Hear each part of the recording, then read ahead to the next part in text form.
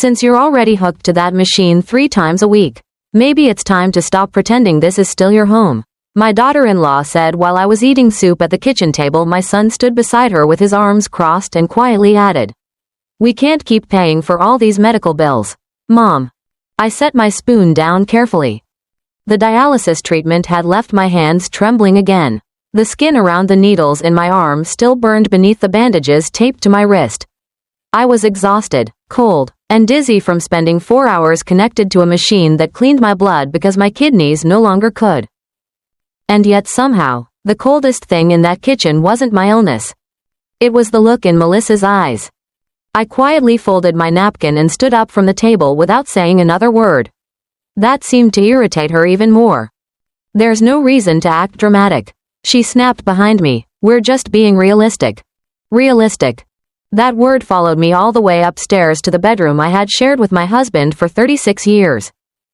I'm glad you're here. Follow my story until the end and comment the city you're watching from so I can see how far my story has reached. The bedroom still smelled faintly like Harold's aftershave, cedarwood and peppermint. Even after 8 months, I couldn't bring myself to wash the old gray cardigan hanging behind the door because it still carried traces of him. At 69 years old, I never imagined my life would end like this. 3 dialysis appointments every week, a weak body that tired after climbing stairs, and a son who now looked at me like I was a problem waiting to disappear. Outside my window, the late November rain tapped softly against the glass. The maple tree Harold planted 20 years ago had already lost most of its leaves, leaving behind thin black branches that scraped against the darkening sky. I sat slowly on the edge of the bed and stared at the framed photo on my nightstand. Harold smiling beside our old RV during a trip to Yellowstone. Back then, he used to hold my hand every time I felt sick. Even before the kidney failure became serious, he never let me feel ashamed for needing help. "You took care of everyone your whole life, Eleanor," he would say softly. "One day, it's our turn to take care of you." But Harold was gone now. A massive heart attack while mowing the lawn last spring. One ordinary Tuesday afternoon that split my life into before and after. After he died, Jason and Melissa insisted I move into the downstairs bedroom of their home so they could help monitor my health. At first, I believed them. But little things started changing. Melissa stopped inviting me to family dinners unless guests were coming over. Jason rarely sat beside me anymore. Conversations would suddenly stop whenever I entered the room. Then came the comments. "Dialysis isn't cheap. We're all making sacrifices. The electricity bill doubled this summer." Always said casually, always followed by tight little smiles. As if my illness had become an inconvenience they were both trying to survive. Downstairs, I could still hear Melissa talking loudly in the kitchen. "She'll never leave on her own," she muttered. I wasn't supposed to hear that part. A long silence followed before Jason answered quietly. "We'll talk to her after Christmas." My chest tightened. After Christmas. Not if. When. I looked down at my wedding ring, twisting it slowly around my finger. Harold had always handled our finances. Every account, every investment, every piece of paperwork. And suddenly, for the first time in months, I remembered something strange he once told me during one of my hospital stays last year. "If anything ever happens to me," he'd whispered while adjusting my blanket, "promise me you'll go talk to Helen at First National Bank." At the time, I thought he was just worried about me. Now, sitting alone in that dark bedroom while my son and daughter-in-law planned my removal downstairs, I began to wonder if Harold had known something long before I did. The house felt different after Harold died. Not emptier exactly, just quieter in a way that made every small sound feel too loud. The grandfather clock in the hallway now echoed through the entire house at night. The dishwasher hummed like distant machinery. Even the floorboards seemed to creak more slowly, as if the house itself had grown tired. Before Harold's death, mornings used to feel warm and familiar. He would wake before sunrise every day, shuffle into the kitchen wearing those old plaid slippers, and start brewing coffee before I even came downstairs. I could always tell his mood by the way he stirred sugar into his cup. Slow circles meant he was relaxed. Fast ones meant he was worried about bills or one of Jason's problems again. Now the kitchen belonged to Melissa. Everything smelled different. Different detergent, different candles, different food. She liked those expensive vanilla air fresheners that gave me headaches after dialysis. Harold used to open the windows every morning because he said fresh air made a home feel alive. Melissa kept them shut. 3 weeks after the funeral, she reorganized the pantry without asking me. Then she replaced the floral curtains I'd sewn by hand almost 15 years ago. They looked outdated, she said casually while standing on a ladder in the kitchen. I remember staring at those folded curtains sitting in a donation box near the garage. My fingers touched the fabric quietly while Melissa scrolled through her phone behind me. I didn't say anything. That became my pattern after Harold died. I stopped arguing, stopped correcting people, stopped asking for things. At my age, you begin noticing how quickly older women become invisible inside their own families. Especially sick older women. Dialysis drained more than my body. It drained time, dignity, and independence. Every Monday, Wednesday, and Friday, Jason drove me to the renal center across town before work. At first, he sat with me during treatment. He'd bring coffee and wait beside my chair while the machine cleaned my blood through tubes attached to my arm. But little by little, even that changed. His phone became more important. His meetings, his schedule. Eventually, he started dropping me off at the entrance with quick apologies. Sorry, Mom, Melissa needs the car by noon. Or, I'll send an Uber for you afterward. One afternoon, after a particularly difficult treatment, I sat outside the clinic for almost 40 minutes because Jason forgot to schedule the ride home. The November wind cut straight through my sweater while I waited on the metal bench outside the building. My legs were shaking from exhaustion, and the bandage on my arm had started bleeding through. When Jason finally answered his phone, he sounded irritated. I'm in the middle of something right now, Mom. Something. Not someone. Something. I remember staring across the parking lot at all those strangers walking past me without noticing the old woman sitting alone beside the dialysis center. That was the moment I first realized my illness had stopped feeling temporary to them. It had become my identity. At home, Melissa started speaking about me differently too. Not directly to me. Around me. She shouldn't be climbing stairs anymore. The electric bill jumped again. We need to think long term. Always we. Always practical. As if I were some difficult financial discussion instead of Jason's mother. One evening, I overheard Melissa talking on the phone while I rested on the downstairs couch. She can barely walk after treatment. She whispered, honestly, I don't know how much longer this can go on. I closed my eyes and pretended not to hear her. But later that night, I cried quietly into Harold's old pillow after everyone went to sleep. Not because I was sick. Not even because I was afraid of dying. I cried because I finally understood something painful.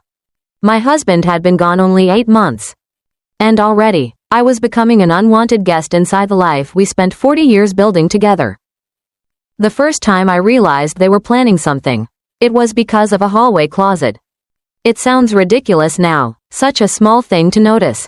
But when you've lived in a house for decades, you notice when things begin disappearing. Especially when they disappear quietly. I had just returned from dialysis on a cold Wednesday afternoon. My entire body felt heavy, the way it always did after treatment. My mouth tasted like metal, and my legs ached climbing the 3 small steps from the garage into the kitchen. Melissa barely looked up from her laptop when I came inside. There's soup in the microwave, she said flatly. No, how are you feeling? No, do you need anything? Just soup. I warmed the bowl slowly and carried it to the table with both hands because the tremors in my fingers had gotten worse lately. That was when I noticed the hallway closet door standing open. Harold's fishing poles were gone. The old toolbox too. Even the extra blankets I kept for winter storms had disappeared. I stared into the empty space for several seconds before asking, Melissa, did you move the things from the hall closet? She kept typing without looking at me. We're reorganizing. We. That word again.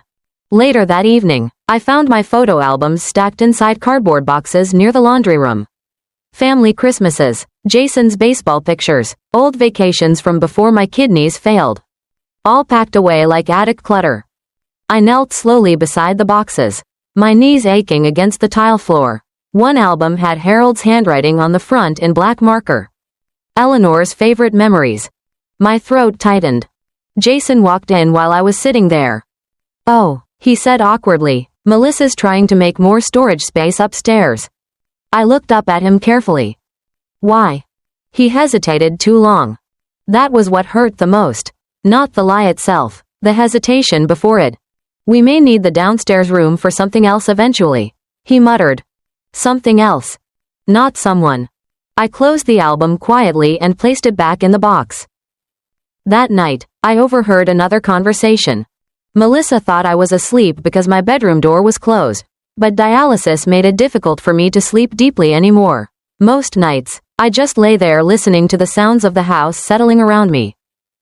Their voices drifted down the hallway around midnight. "She can't stay here forever," Melissa whispered sharply. "She's my mother," Jason answered, though he sounded tired more than defensive.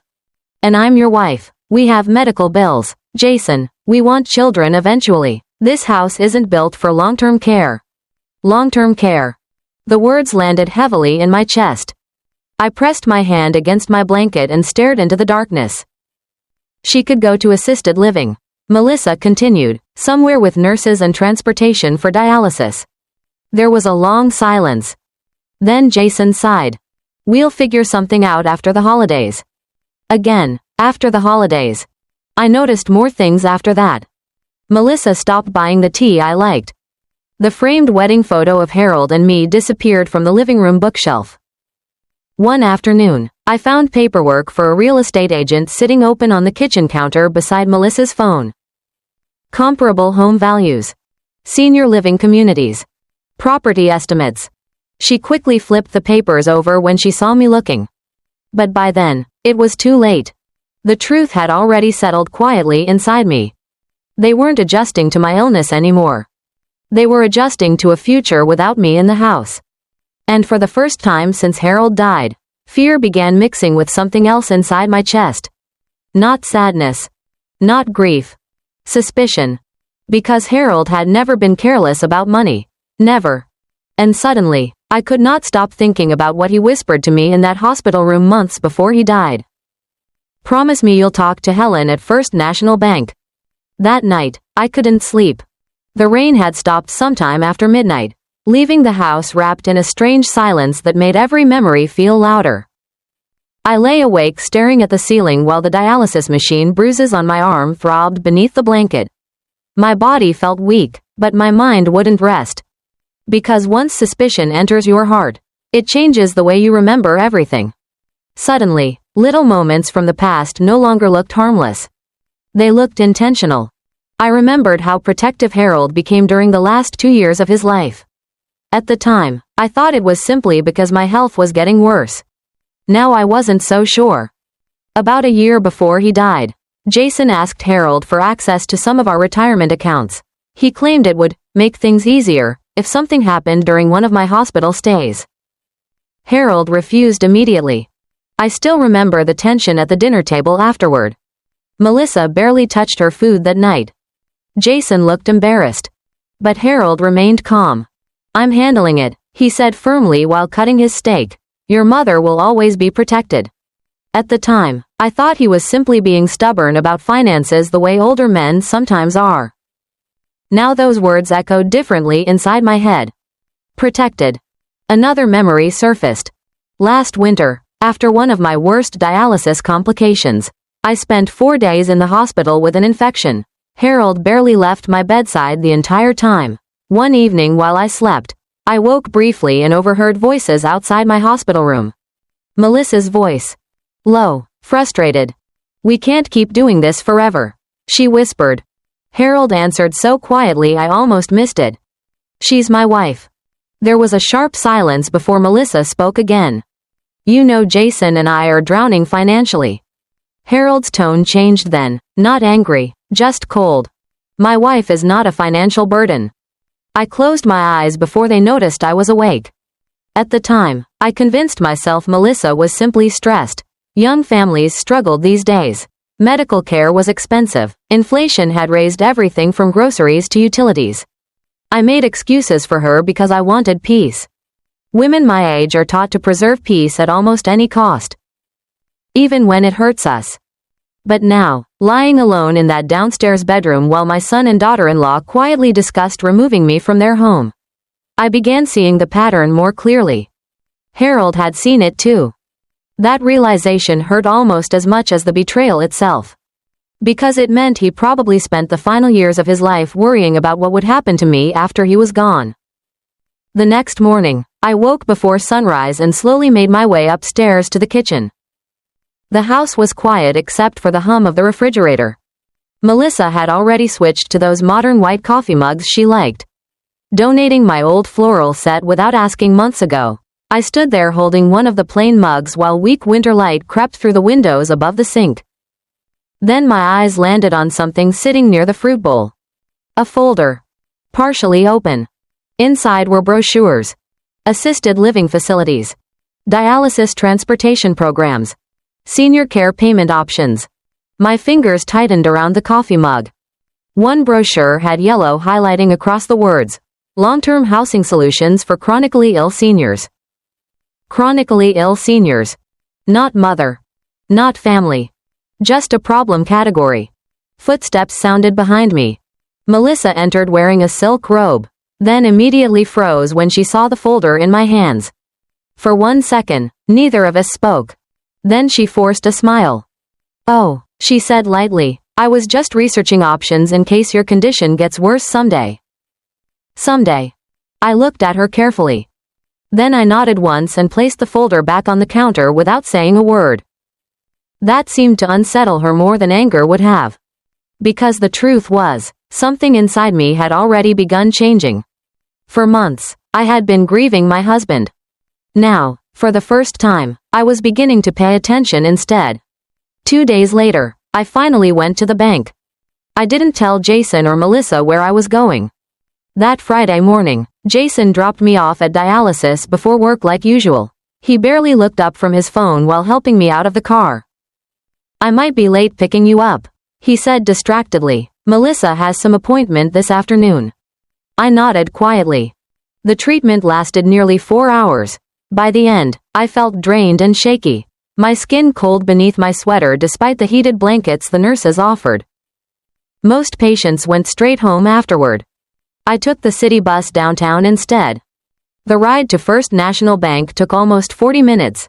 Every bump in the road made my joints ache, and twice I nearly missed my stop because exhaustion kept pulling my eyes closed. By the time I reached the bank, snow had started falling lightly across the sidewalks. The building looked exactly the same as it had 20 years ago. Tall marble columns, brass doors polished bright enough to reflect the gray winter sky. Harold always trusted old institutions. He used to say modern banks changed too often to be reliable. I stood outside for a moment, catching my breath before walking in. The warmth hit me immediately. So did the smell. Coffee, paper, old carpet. For one strange second, it felt like stepping backward in time. A young receptionist greeted me politely at the front desk. "Can I help you, ma'am?" I tightened my fingers around my purse strap. "Yes," I said carefully. "I'm looking for someone named Helen Crawford." The receptionist's expression changed slightly. "Do you have an appointment?" "No," I admitted, "but my husband told me to speak with her if anything ever happened to him." Something in my voice must have reached her because she softened immediately. One moment.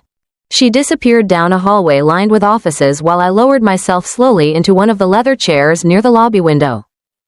My hands wouldn't stop trembling. Partly from dialysis. Partly from fear. I suddenly realized how little I truly knew about our finances. Harold handled everything for decades. Bills, taxes, investments, retirement accounts. I trusted him completely. Maybe too completely. About 10 minutes later, an older woman with silver hair emerged from the hallway carrying a folder against her chest. The moment she saw me, her face changed. "Eleanor?" I stood slowly. "Helen?" She crossed the lobby quickly and took both my hands in hers. "Oh my goodness," she whispered softly. "Harold told me you might come someday." My chest tightened instantly. She guided me into her office without another word. The office smelled faintly like peppermint tea and old books. Framed photographs sat neatly across the shelves behind her desk, and a small Christmas wreath hung beside the window overlooking downtown. Helen sat across from me quietly for a moment before speaking. "I was very sorry to hear about Harold," she said gently. I nodded once. "Thank you." She studied my face carefully, then asked something unexpected. "Did he ever explain the trust to you?" Trust. The word landed heavily in the room. "No," I admitted slowly. Helen's expression darkened slightly, almost like concern. "That's surprising," she murmured. She opened the folder in front of her and adjusted her glasses.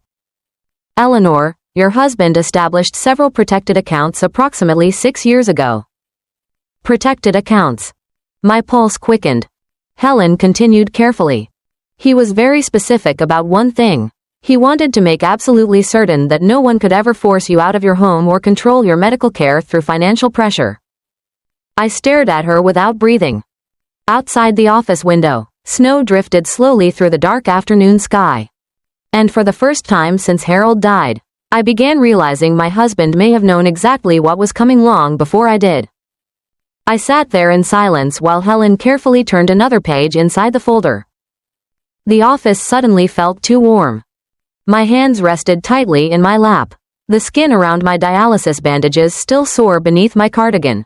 Outside the window, snow continued drifting slowly across downtown. But inside that office, my entire understanding of the past 6 years was beginning to change. "Harold updated everything after your diagnosis," Helen explained gently, "especially after your kidneys worsened." I swallowed hard. "He never told me any of this." Helen gave me a sad smile. "He was trying to protect you." Protect. That word again. She slid several papers across the desk toward me. At first, I barely understood what I was looking at. Legal terms, account summaries, trust documents, investment statements. Numbers far larger than I expected. Far larger. "There must be some mistake," I whispered. Helen shook her head immediately. "No mistake." She adjusted her glasses and pointed toward one specific line inside the paperwork. "Your husband created a protected medical trust in your name. He transferred ownership of several investments, retirement funds, and the house itself into that trust years ago." "The house?" I looked up sharply. "The house belongs to the trust?" Helen nodded calmly. "Yes, legally, it cannot be sold, borrowed against, or transferred without your authorization." For a moment, I couldn't speak. Melissa's real estate papers flashed through my mind instantly. The brochures, the whispered conversations, the careful little comments about bills and long-term care. They thought the house was theirs someday. But Harold had already seen through everything. He also established a secondary emergency account. Helen continued, "Only you have access to it." She handed me a separate document. The balance printed near the bottom made my chest tighten. I stared at the number for several long seconds. Enough money to cover private medical care for years. Enough to live independently. Enough to never depend on Jason or Melissa again. Tears burned behind my eyes, but I refused to let them fall. "Not there. Not anymore." "I had no idea," I said quietly. Helen's expression softened. "Harold visited this office every month during his final year," she told me, "mostly to review your protection plans." Protection plans. The phrase sounded almost heartbreaking now. "He was worried," she admitted softly, "not about your illness, about what would happen after he was gone." A long silence settled between us. I suddenly remembered one evening from last spring. Harold standing at the kitchen sink washing dishes while I folded laundry nearby. Out of nowhere, he asked, "If you ever had to survive without anyone's help, could you do it?" I laughed at the time. Told him not to talk nonsense. Now I understood why he asked. Helen carefully closed the folder. "There's something else you should know," she said quietly. My stomach tightened. Harold included specific legal instructions regarding coercion or elder financial abuse. I frowned slightly. "What does that mean?" "It means," Helen explained carefully, "if anyone attempts to pressure you out of your home, interfere with your medical care, or manipulate you financially, their inheritance rights can be permanently revoked." The room went completely silent. I thought about Melissa standing in the kitchen calling me a burden. Jason discussing assisted living after the holidays. The packed photo albums. The missing belongings. And suddenly, for the first time in months, something inside me stopped feeling helpless. Not anger. Something colder. Clarity. Helen leaned forward slightly. Eleanor, has someone been pressuring you? I looked down at my hands for several seconds before answering. Then I gave the same response I'd been giving myself for months. I'm beginning to think my husband understood people better than I did. I left the bank just before sunset. The snow had stopped, but the sidewalks were covered in slush that soaked through my shoes almost immediately. Normally after dialysis, I felt too weak to think clearly. My body usually moved slowly, like everything inside me had been drained empty. But that afternoon felt different. I still felt tired. Still sick. Still 70 pounds lighter than I'd been before the kidney failure started. But for the first time in months, I no longer felt powerless. I sat near the back of the city bus with Harold's folder resting tightly against my chest the entire ride home. Protected accounts. Medical trust. Inheritance revocation. The words repeated quietly inside my head while strangers climbed on and off the bus around me. Harold knew. Not everything, maybe, but enough. Enough to spend years preparing for a future where I might be vulnerable. And somehow, that realization comforted me almost as much as it broke my heart. By the time I reached the house, the kitchen lights were already on. I stepped inside slowly, brushing melted snow from my coat near the door. Melissa looked up immediately from the island counter. "Where have you been?" she asked. Not worried.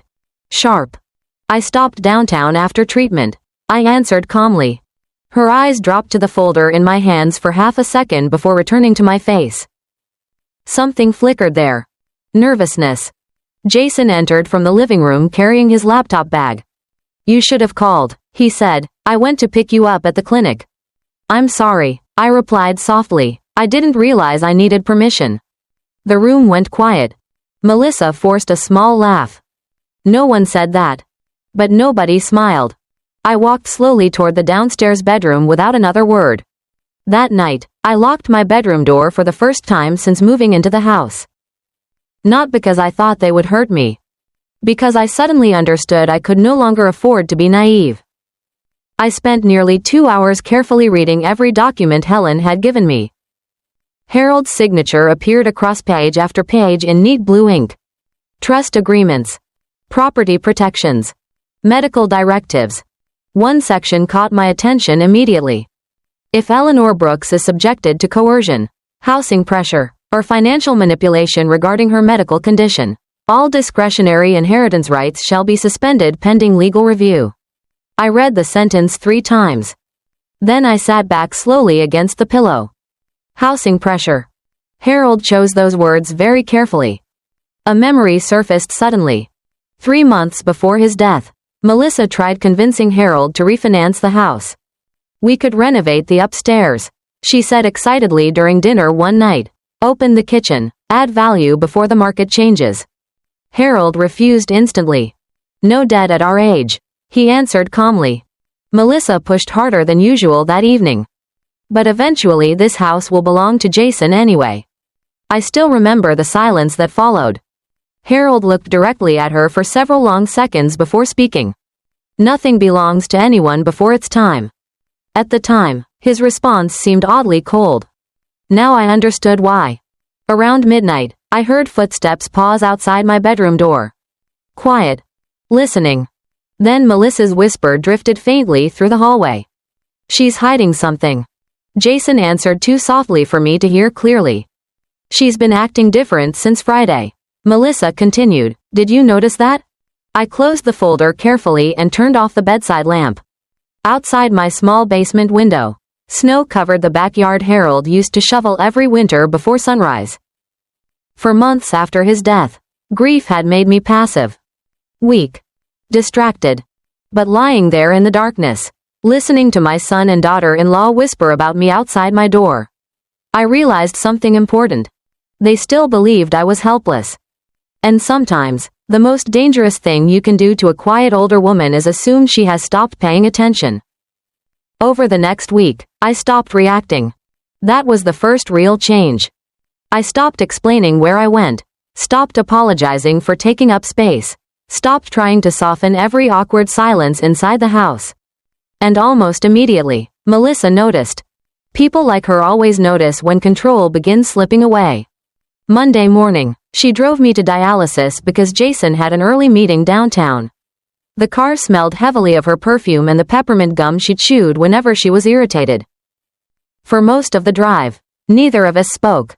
Rain streaked softly across the windshield while the radio played low Christmas music in the background. Outside, neighborhoods passed by in gray blurs of bare trees and holiday decorations. Then Melissa finally broke the silence. "You've been very distant lately," she said casually. I kept my eyes on the window. "I've been tired." "That's not what I mean." Her voice stayed pleasant, but there was tension underneath it now. I nodded slowly, still saying nothing. That unsettled her more than arguments ever had. At the clinic entrance, she parked the car but kept the engine running.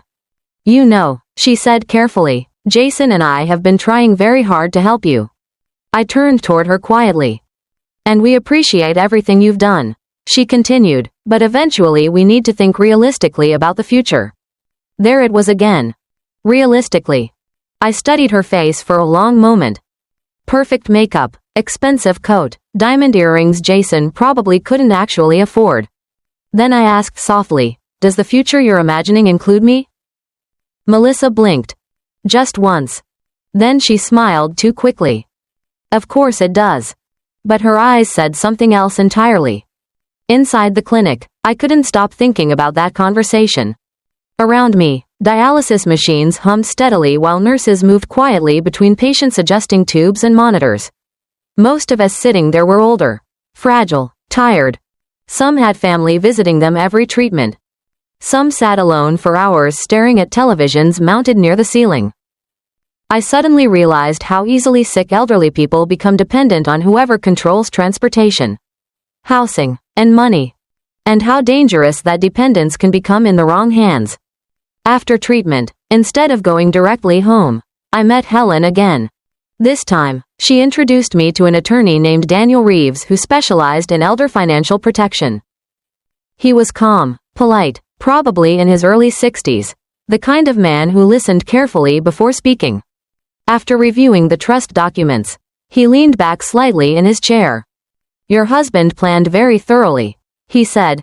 I looked down at the paperwork quietly. "He loved details," I answered softly. Daniel gave a small nod. He also anticipated possible coercion after his death. Hearing someone else say the word aloud made my stomach tighten again. I explained everything then. The comments about medical bills. The assisted living brochures. The packed boxes. Melissa calling me a burden. Daniel listened without interrupting once. Finally, he folded his hands together. "Mrs. Brooks," he said carefully, "I strongly advise you not to sign anything your son or daughter-in-law place in front of you." My chest tightened. Why would they need me to sign something? He held my gaze for a second too long. Because people under financial pressure often become impatient when they believe assets are within reach. Within reach. The phrase stayed with me the entire ride home. That evening, I walked into the kitchen and immediately sensed tension in the air. Jason and Melissa stopped talking the second they saw me. A stack of papers sat near Jason's laptop. Melissa quickly flipped them face down. But not before I noticed the words, "Home Equity Pre-Approval." I slowly removed my coat and hung it near the door. No one spoke. Then Jason forced a smile. "Mom," he said carefully, "there's actually something Melissa and I wanted to discuss with you soon." I looked at both of them quietly. For the first time since Harold died, I wasn't the confused one at the table anymore. They were. They waited until Sunday dinner to bring it up. Melissa always preferred difficult conversations to happen around food. I noticed that about her years ago. Maybe she believed plates and silverware made ugly topics seem civilized. That evening, the dining room smelled like roasted chicken and garlic butter. Christmas music played softly through the ceiling speakers while snow drifted outside the windows. Everything looked warm, comfortable, normal, which made the tension underneath it feel even colder. Jason kept clearing his throat throughout dinner. Melissa smiled too often. Neither of them could hold eye contact with me for very long. I ate slowly, conserving my strength the way dialysis patients learn to do. Finally, Melissa set her wine glass down carefully. So, she began lightly, Jason and I have been thinking a lot about the future lately. I dabbed my mouth with my napkin. The future seems very important to both of you. Jason shifted uncomfortably beside her. Mom, he said, we just want to make sure everyone's protected. Protected. Another word Harold used. Funny how differently people can mean the same thing. Melissa slid a folder across the table toward me. We spoke with a financial advisor. She explained smoothly, there are some options that would make things easier long term. I looked down at the folder without touching it. Home equity documents. Refinancing proposals. Authorization forms. Daniel's warning echoed instantly inside my head. Do not sign anything. Melissa kept talking. If we refinance now, we can lower monthly pressures. Make renovations downstairs for your condition. Maybe even hire part-time assistants. Her tone sounded gentle. Practiced. Jason finally looked at me. It would help everyone, Mom. Everyone. I slowly lifted my eyes toward him. When did you decide the house needed refinancing? Jason hesitated. Melissa answered instead. We're just trying to be practical. There was that word again. Practical. Realistic. Long-term care. People always use soft language when preparing to take something from you. I folded my hands calmly in my lap. Who owns this house? I asked quietly. The question caught them off guard. Jason frowned slightly. What do you mean? It's a simple question. Melissa forced a small laugh. Well, eventually it'll belong to Jason anyway. Eventually. Not yet. I noticed the exact moment uncertainty crossed her face. Very small. Very quick. But it was there. I looked back down at the paperwork. These forms require my signature? Jason nodded carefully. Only because your name is still connected to some accounts after Dad passed. Still connected. As if I were leftover paperwork instead of Harold's wife. The room grew quiet. I could hear the grandfather clock ticking faintly in the hallway. Melissa pushed the folder slightly closer toward me. We know this is emotional, she said softly, but we're carrying a lot financially right now. I thought about the diamond earrings she wore every day. The luxury SUV parked in the driveway. The vacations they still took while discussing my dialysis bills like a burden. Then I thought about Harold sitting in Helen's office month after month protecting me from exactly this moment. I gently closed the folder without signing anything. I'd like my attorney to review these first, I said calmly. The silence afterward felt immediate. Heavy. Jason blinked. Attorney? Melissa's smile disappeared completely. You have an attorney? She asked carefully. I looked directly at her for the first time all evening. Yes. No explanation. No apology. Just one word. Something shifted across both their faces then. Not anger yet. Fear. Melissa recovered first. Well, she said quickly. Of course, that makes sense. But her voice sounded thinner now. Less confident. Jason stared at me strangely during the rest of dinner, like he was suddenly seeing someone unfamiliar sitting across the table. And honestly, maybe he was. Because grief had kept me quiet for months. Illness had kept me exhausted. But now, every conversation inside that house sounded different to me. Every smile. Every carefully chosen phrase. Every sudden act of concern. For the first time since Harold died, I finally understood something important. They weren't trying to help me stay. They were trying to figure out how much longer I would remain in their way. 3 days later, everything collapsed. It happened on a Wednesday evening after dialysis. I came home exhausted, my body aching from treatment, my arms still wrapped in fresh bandages beneath my coat sleeve. Snow had turned to freezing rain outside, and the driveway glistened under the porch light as I slowly walked toward the house. The moment I stepped inside, I knew something was wrong. Jason and Melissa were both sitting at the dining table waiting for me. No television. No music. Just silence. A stack of papers sat neatly between them. Melissa folded her hands carefully when she saw me. "Can we talk for a minute?" I removed my coat slowly and hung it by the door. Of course. Jason wouldn't meet my eyes. That hurt more than anything else. I sat down carefully, trying not to show how badly my legs were trembling from exhaustion. Melissa pushed the papers toward me. "These are preliminary housing transition forms," she explained smoothly. "Nothing official yet. Housing transition. Such polite words for removal." I looked down at the paperwork. Assisted living agreements. Medical transport enrollment. Voluntary residency transfer authorization. My chest tightened slightly, but my face remained calm. Jason finally spoke. "Mom, we really think this might be best now." Best. Not for me. For them. I lifted my eyes toward him quietly. "Do you?" He swallowed hard. Melissa jumped in before he could answer. "You need professional care, Eleanor. We simply aren't equipped to manage your condition long term." Condition. Manage. Long term. The language sounded almost corporate now. I suddenly realized they had probably rehearsed this conversation together. Melissa leaned forward slightly. "The facility is actually very nice. Transportation for dialysis, meal plans, full nursing staff." "And my home?" I asked softly. The room went silent. Jason rubbed his forehead. "We can't keep living like this." Living like this. As though my illness had invaded their lives instead of my own body. Melissa exhaled sharply, finally dropping the gentle tone completely.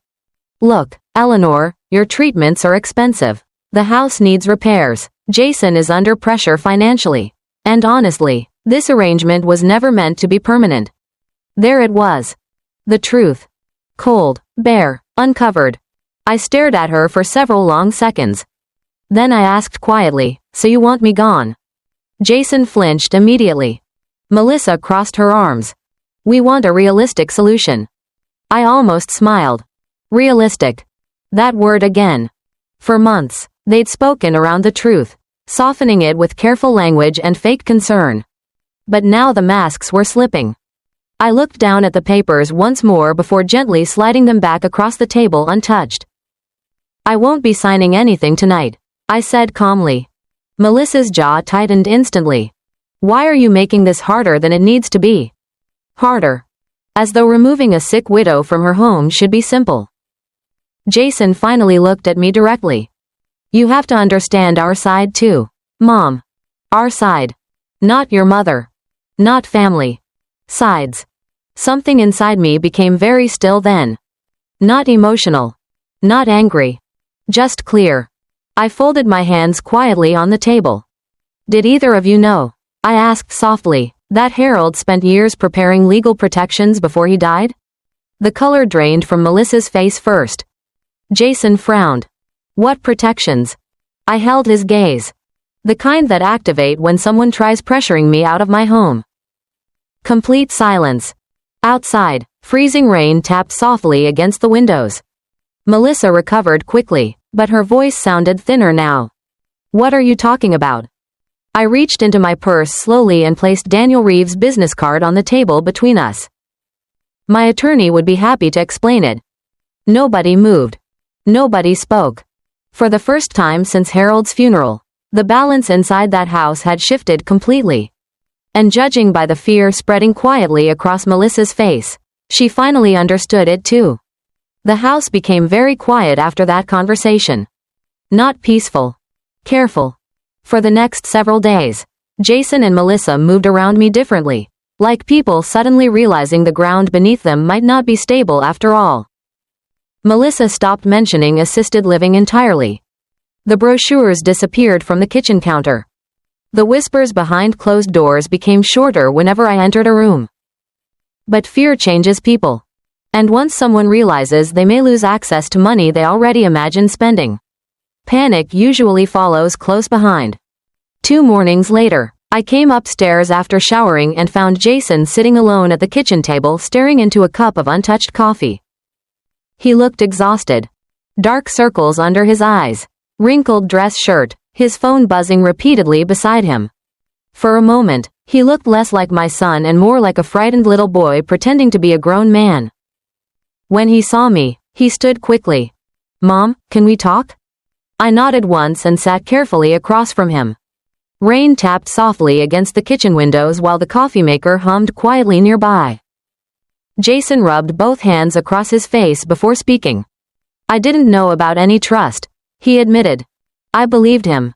That was the tragedy of it all. Melissa was ambitious, calculating, but Jason was weak. Weak people can still do cruel things when they allow stronger personalities to think for them. "I never wanted you to feel unwanted," he said quietly. I looked at him for a long moment before answering. "But I did." His eyes dropped immediately. Silence settled between us. Then, very softly, he asked, "Did Dad really set it up so we could lose everything?" Lose everything. Interesting choice of words. Not, "Did Dad want to protect you?" Not, "Were you hurt?" Just, "Could we lose everything?" I folded my hands calmly in my lap. Your father wanted to make sure I would never be controlled through guilt, fear, or illness. Jason swallowed hard. He thought we'd do that? I thought carefully before answering. "No," I said quietly. "I think he was afraid of what financial pressure does to people over time." That seemed to hit him harder than anger would have. For the first time since Harold died, Jason looked ashamed. Real shame. Not defensive. Not irritated. Ashamed.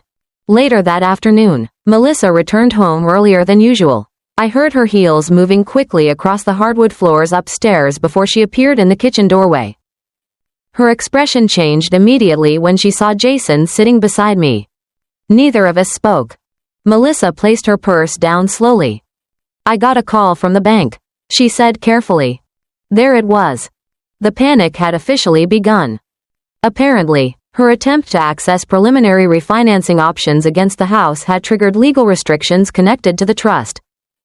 Daniel had warned me that might happen. Jason looked up sharply. "What restrictions?" Melissa ignored him and stared directly at me instead. "You contacted an attorney behind our backs?" Behind our backs. As though protecting myself required permission. I held her gaze calmly. "Yes." Her face tightened instantly.